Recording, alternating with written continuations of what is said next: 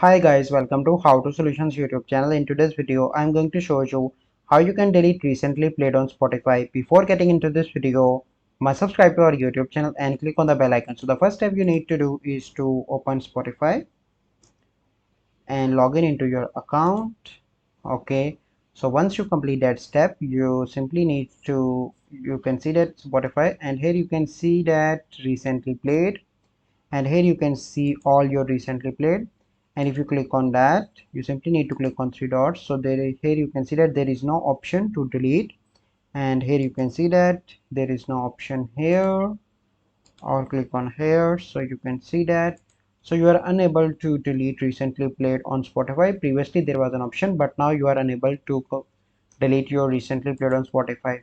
So I hope you find this video helpful. If you find this video helpful, must like this video, subscribe to our YouTube channel for future videos. We'll see you in the next video.